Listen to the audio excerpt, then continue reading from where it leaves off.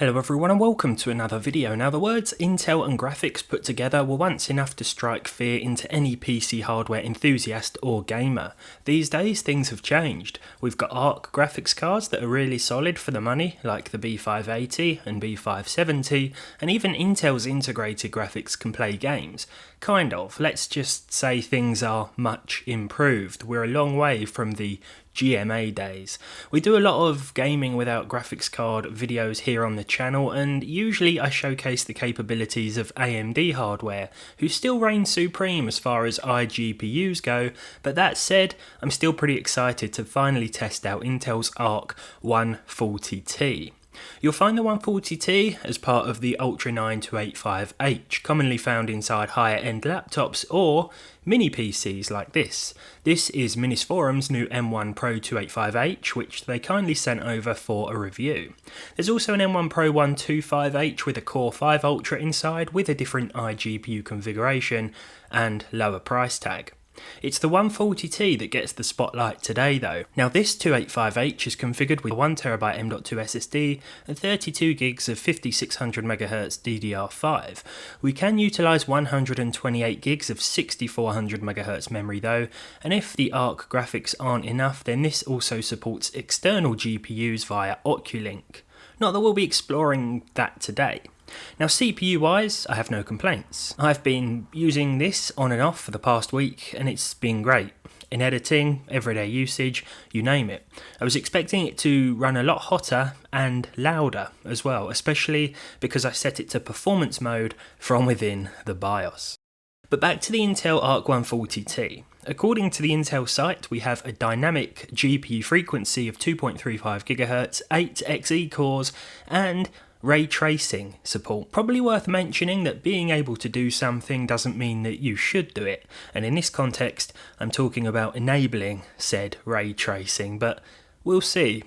Could be good or could be an absolute disaster, which I think is what I'm anticipating. So let's get into some games. Now I started off pretty easy with Hollow Knight Silksong at 1080p with the particle quality set to normal and the blur quality set to high. This is basically the high settings. There isn't really much else to choose from here aside from the resolution. Now this was set to 1080p and this is the res I've stuck with for the entirety of today's tested games. I filmed externally today because trying to use OBS and even setting it to use low CPU mode did cause some lag with the footage, so I thought we're best off looking at it sort of Call of Duty Modern Warfare 2 2009 style, where you just film the screen and get an idea of the gameplay that way.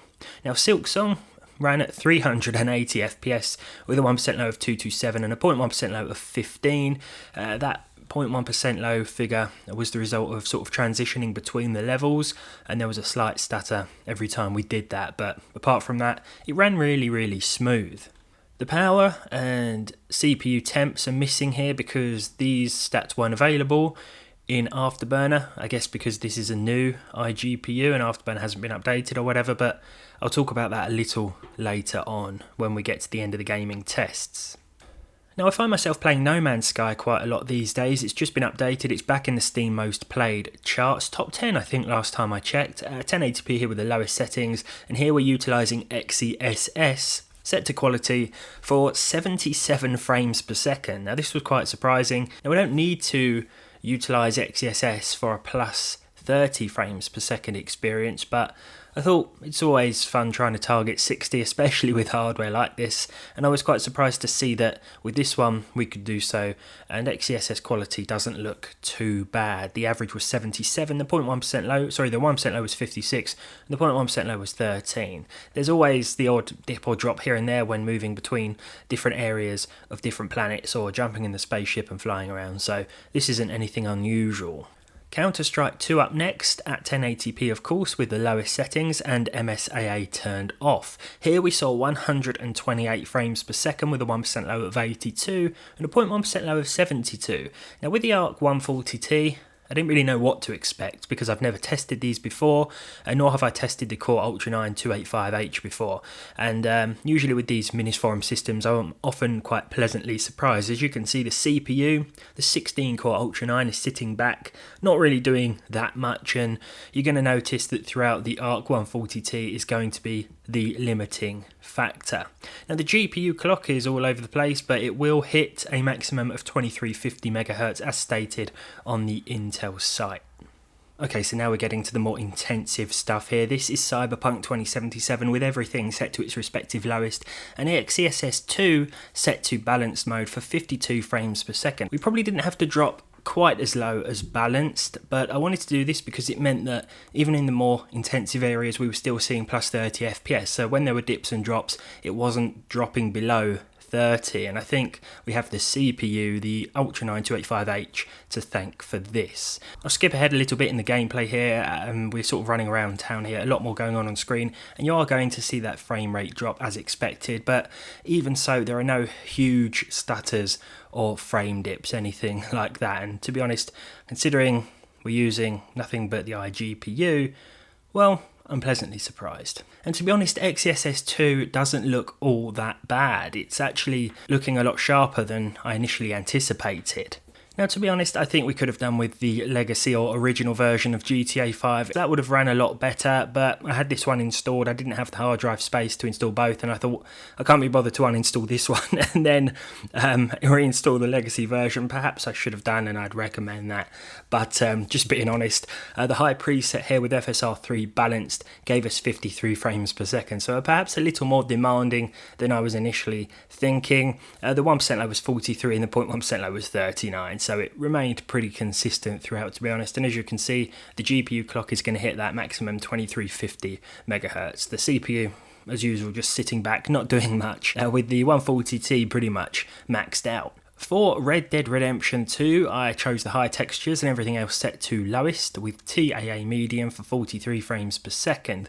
This one looks quite stuttery on screen, but according to the percentile lows it was actually quite smooth, and I've realised now that having it in full screen borderless mode caused these dips and drops that you're seeing with the frame time graph. I went back and just switched it to full screen and it totally eliminated all of these perceived stutters, which didn't really seem to be there anyway. It was just an issue with the screen, I think, because as you can see, with an average of 43 and percentile lows of 33 and 31, it was quite consistent on paper. And I think 30 plus FPS in Red Dead Redemption 2, I'm always happy with. I played this originally on PS4, so yeah, 30 for me is fine. Unless we're in first person mode, can be a bit jarring then. Now when it comes to Fortnite, we do have a performance API mode which will turn down the graphics even further, but I thought we'd just leave things at the low preset with 100% res scaling and TAA by default, and we were seeing 63 frames per second here, so we can still hit 60 plus FPS with the ARC 140T, low preset and native 1920 by 1080. Of course, I think I'd recommend turning things down a little more, even if it's just the resolution scaling, because there will be dips and drops below 60 frames per second, but that didn't stop me from wiping out a few enemy players. I'm honestly not that bad at Fortnite, surprisingly. CS2, I'm terrible. Battlefield, I'm quite bad, but Fortnite, yeah, I'm okay. Now, perhaps one of the more surprising results of the day was Kingdom Come Deliverance 2. Now this also utilises XeSS 2.0, and here I set this to balanced mode for an average of 59. So 59 as an average, a 1% low of 48 and a 0.1% low of 42, and overall the game really doesn't look all that bad. It probably looks quite terrible because I'm filming the screen, but yeah, when actually playing, it looks surprisingly sharp with XeSS 2 enabled. Pretty happy with how this one is running on the ARC 140T. To finalise then, before we get onto the ray tracing benchmarks, that as we have Helldivers 2 at the lowest settings with the render scale mode set to quality. I don't think we have FSR or DLSS here, this is just like the game's inbuilt render scale, but setting it to quality, and it's noticeable that we're not playing at native res, but it does mean that we hit an average of 49 FPS, which feels fine. I've played this on Steam Deck with just about 30 frames per second, so honestly anything more than that, and considering the hardware here, I think this feels more than okay. Perhaps we'll compare this to some of AMD's integrated solutions. Before any of that though, let's talk about ray tracing.